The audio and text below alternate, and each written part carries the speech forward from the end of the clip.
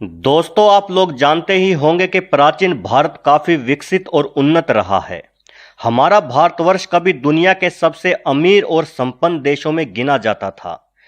आप भारत की संपन्नता का अंदाजा इसी बात से लगा सकते हैं कि प्राचीन काल में भारत को सोने की चिड़िया कहा जाता था। मौर्य साम्राज्य के समय पूरा भारत देश एकजुट था और आज का अफगानिस्तान भी भारत की ही सीमा में आता था। लेकिन जैसे ही मौर्य समाज का पतन हुआ तो पूरा भारत बिखर गया। विदेशी आक्रमणकारी तो पहले से ही सोने की चिड़िया पर निगाह जमाए बैठे थे और उसके बाद शुरू हुआ भारत पर लुटेरों के हमलों का सिलसिला। विदेशी लुटेरे भारत में गधों और ऊंटों पर भर भर के सोना लेकर गए और यह सिलसिला कुछ समय तक नहीं बल्कि हजारों वर्षों तक चलता रहा। दोस्तों, आज के वीडियो में मैं भारत को लूटने वाले सबसे बड़े विदेशी लुटेरों के बारे में बता रहा हूं। अगर आपको ये वीडियो अच्छा लगे तो इसे अपने दोस्तों में भी शेयर करें और अगर आपने अभी तक मेरा चैनल सब्सक्राइब नहीं किया है तो आप मेरे चैनल को तुरंत सब्सक्राइब कर लें ताकि आप मेरे सभी वीडियोस देख पाएं। मोहम्मद बिन कासिम।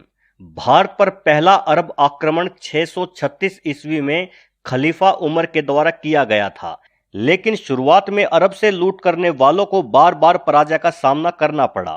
तब एक और अरब आक्रमणकारी मोहम्मद बिन कासिम ने कई युद्धों में असफल होने के बाद 711 ईस्वी में राजा दाहिर को हराने में सफलता प्राप्त कर ली और अरबों के लिए भारत का मार्ग खोल दिया। इसके बाद अरबी लगातार भारत आते रहे और उन्होंने जी भर के भारत को लूटा। सिर्फ इतना ही नहीं, अरबी लोग हिंदुस्तानी औरतों को जबरन अगवा करके अपने साथ अरब देशों में भी ले गए। बाद में मेवाड़ के महाप्रतापी राजपूताना राजा बप्पा रावल ने अरबों के साथ जबरदस्त युद्ध किया। उन्होंने न सिर्फ अफगानिस्तान को अरबों से आजाद कराया बल्कि अरब के अंदर तक घुसकर अरबों का नरसंहार किया। उनका साथ गुज्जर शासक भी दे रहे थे। सभी ने मिलकर अरबों को इस कदर नेस्तो नाबूद किया कि उसके बाद अरबी बहुत लंबे समय तक भारत से दूर रहे। महमूद गजनवी। अरबों के बाद तुर्कों ने भारत पर आक्रमण किया। अल्पतगीन नामक एक तुर्क सरदार ने गजनी अफगानिस्तान में तुर्क साम्राज्य की स्थापना की। इसी वंश के एक और शासक महमूद गजनवी ने भारत के अन्य हिस्सों पर आक्रमण करना शुरू कर दिया। उसने भारत पर 1001 से 1026 ईस्वी के बीच 17 बार आक्रमण किए। माना जाता है कि महमूद गजनवी ने अपना 16वां आक्रमण सन 1025 ईस्वी में सोमनाथ पर किया। उसने वहां के प्रसिद्ध मंदिरों को तोड़ा और वहां से अपार धन प्राप्त किया।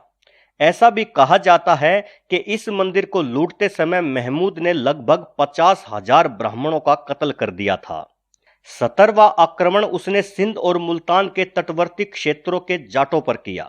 हालांकि इस युद्ध में बेहद सीमित संख्या में होने के बावजूद भी जाटों ने गजनवी के हजारों सैनिकों को मौत के घाट उतार दिया, लेकिन गजनवी की सेना बेहद विशाल थी और अंततः जाट इस युद्ध में पराजित हुए। मोहम्मद गोरी। तुर्कों का दूसरा आक्रमण भारत में मोहम्मद गोरी ने सन 1182 में किया। उसने पेशावर और सयालकोट पर तो कब्जा कर लिया, लेकिन सन 1191 में तराइन में उसका सामना पृथ्वीराज चौहान से हो गया।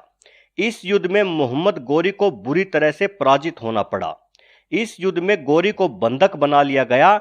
गोरी ने पृथ्वीराज के पैर पकड़ लिए और अपने आप को जिंदा छोड़ने की भीख मांगने लगा। पृथ्वीराज चौहान ने दया दिखाकर उसे छोड़ दिया। पृथ्वीराज की यही दया देश के लिए और खुद पृथ्वीराज के लिए बहुत भारी भूल साबित हुई, क्योंकि एक साल बाद ही मोहम्मद गोरी ने अधिक ताकत के साथ पृथ्वीराज चौहान पर आक्रमण कर दिया और धोखे से पृथ्वीराज को हराकर बंधक बना लिया। ऐसा माना जाता है कि जिस पृथ्वीराज ने कभी दया दिखाकर गोरी को जिंदा छोड़ दिया था, उसी पृथ्वीराज के एहसान का बदला मोहम्मद गोरी ने बेहद जलील तरीके से दिया। उसने पृथ्वीराज को बहुत यातनाएं दी, यहां तक कि मारने से पहले उसने जिंदा ही पृथ्वीराज की आंखें तक निकलवा दी थी। Genghis Khan. भारत पर सबसे बड़ा हमला चंगेज खान ने 12वीं शताब्दी में किया। चंगेज खान मूलतः मंगोल का बौद्ध था जो अपनी बर्बरता के लिए प्रसिद्ध था। कुछ ऐतिहासिक साक्ष्यों के अनुसार चंगेज खान हिंदू था जो कि गणेश का उपासक था। उसकी समाधि पर लगा त्रिशूल का चिन्ह उसके हिंदू होने का प्रमाण भी देता है। चंगेज खान अपने जीवन का सबसे क्रूर व बर्बर लुटेरा था। उसने पूरे बगदाद को लूटकर लाखों मुसलमानों का कत्ल किया। चंगेज खान को मुसलमानों से बहुत नफरत थी, जिस कारण उसने अभियान चलाकर ईरान, काबुल, पेशावर और कश्मीर पर अधिकार करके लाखों मुसलमानों को मौत के घाट उतार दिया। चंगेज ने अपने आक्रमणों से तुर्क, ईरान, इराक, अफगानिस्तान, बर्मा, दक्षिणी रूस में बड़ी आबादी का सफाया कर दिया था। चंगेज के बाद उसका वंशज हलाकू खान भी बहुत बर्बर और अत्याचारी था। हलाकू खान की मौत के बाद अधिकतर खान वंश के लोगों ने इस्लाम धर्म अपना लिया और मुसलमान बन गए। तैमूर लंग। तैमूर बचपन से ही भारत की संपन्नता के बारे में सुनता आ रहा था। इसी वजह से उसने भारत को लूटने का फैसला किया। तैमूर ने 1399 में भारत पर आक्रमण किया था और दिल्ली में प्रवेश किया। उसने सबसे ज्यादा दिल्ली को ही लूटा। तैमूर की लूट ने दिल्ली को एक खंडहर में तब्दील कर दिया था। कहते हैं कि एक जगह उसने 2000 जिंदा आदमियों को एक मीनार बनवाकर उन्हें ईंट और गारे में चुनवा दिया था। तैमूर के आक्रमण के समय तुगलक वंश का दिल्ली पर शासन था, जो कि तैमूर के आक्रमण के कारण समाप्त हो गया था। तैमूर दिल्ली को लूटने के बाद कश्मीर को लूटते हुए समरकंद वापस चला गया था। तैमूर के आक्रमण का सामना करने के लिए हिंदू और मुसलमान दोनों ने मिलकर जौहर की राजपूती रस्म अदा की थी। यानी वे ये कसम खाकर युद्ध के मैदान में गए थे कि अब हमें वापस नहीं आना है, बल्कि युद्ध के मैदान में ही लड़ते लड़ते मर जाना है। बाबर। मुगल वंश का संस्थापक बाबर एक लुटेरा था। उसने उत्तर भारत में कई लूटों को अंजाम दिया। उस समय दिल्ली के शासक इब्राहिम लोदी हुआ करते थे, जिनके साथ बाबर की जबरदस्त लड़ाई हुई थी। लेकिन बाबर के जीवन का सबसे बड़ा टकराव मेवाड़ के राणा सांगा के साथ हुआ था। बाबर ने भारत में न सिर्फ लूटपाट की, बल्कि जबरदस्त विध्वंस भी मचाया और उसके विध्वंस का सबसे ज्यादा शिकार बने हिंदू मंदिर। बाबर ने अमानुषिक ढंग से क्रूरतापूर्वक हिंदुओं का नरसंहार किया और अनेक हिंदू मंदिरों को नष्ट किया और लूटपाट मचाई। इसके साथ ही साथ उसने ग्वालियर के निकट उरवा में अनेक जैन मंदिरों को भी नष्ट किया। उसने चंदेरी के प्राचीन और ऐतिहासिक मंदिरों को भी नष्ट करवा दिया, जिनका आज सिर्फ खंडहर ही बचा है। नादिर शाह। औरंगजेब के बाद मुगल अंपायर कमजोर पड़ने लगा था। इस बात का फायदा उठाकर ईरान के शासक नादिर शाह ने भारत पर कई आक्रमण किए और यहां की संपत्ति को लूटा। नादिर शाह के दिल्ली आक्रमण के समय मुगल बादशाह मोहम्मद शाह का शासन था। मोहम्मद शाह औरंगजेब का पोता था। उसे मोहम्मद शाह रंगीला भी कहते थे, क्योंकि अपने राज से ज्यादा वो अपनी अय्याशी के लिए प्रसिद्ध था। मोहम्मद शाह को नादिर शाह ने करनाल के युद्ध में बुरी तरह से हराकर दिल्ली में प्रवेश किया और भयानक तरीके से लोगों को मारते काटते हुए उसने दिल्ली को लूटा। उसने लाल किले के अंदर घुसकर लाल किले को लूटा और उसी ने प्रसिद्ध कोहिनूर हीरा भी भारत से लूटा था। वह कोहिनूर को अपने साथ ईरान ले गया। बाद में वही कोहिनूर हीरा अंग्रेजों के पास पहुंच गया था, जो महारानी एलिजाबेथ के हार में गड़ गया था। East India company. हजारों साल की लूटपाट के बाद भी भारत एक संपन्न देश था, लेकिन अंग्रेजों ने भारत को बिल्कुल कंगाल बना दिया।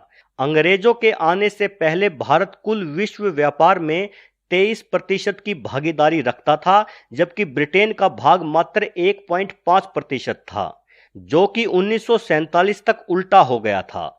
1947 आते आते भारत दुनिया के सबसे दरिद्र और भूखे देशों में गिना जाने लगा।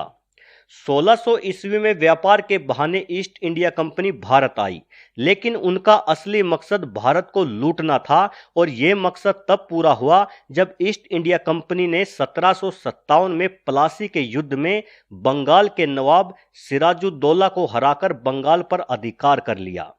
सन 1792 में अंग्रेजों ने टीपू सुल्तान को भी हराकर दक्षिण में अपनी पकड़ मजबूत कर ली थी और 1819 में मराठों को हराने के बाद कंपनी ने देश के बड़े हिस्से को कब्जा लिया था। कंपनी की गलत नीतियों के विरोध में ही 1857 का प्रथम स्वतंत्रता संग्राम भी हुआ। 1947 तक अंग्रेजों ने भारत को लूटकर दुनिया के सबसे विकसित देशों से सबसे दरिद्र देशों में लाकर खड़ा कर दिया। सिर्फ इतना ही नहीं, जाते जाते अंग्रेजों ने भारत के 2 टुकड़े भी कर दिए और हिंदू और मुस्लिमों के बीच में दंगे भड़का दिए, जिसकी सजा आज तक हिंदुस्तान भुगत रहा है। दोस्तों, इस छोटी सी वीडियो में मैंने भारत के संपूर्ण इतिहास के दर्द को बताने की कोशिश की है।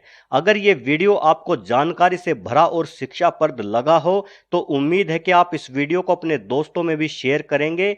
और अगर आप पहली बार मेरे चैनल पर आए हों तो आपसे विनती कि मेरे चैनल को सब्सक्राइब कर ले, क्योंकि मैं हमेशा ऐसे ही जानकारी से भरे वीडियो आपके लिए लाता रहता हूं। धन्यवाद।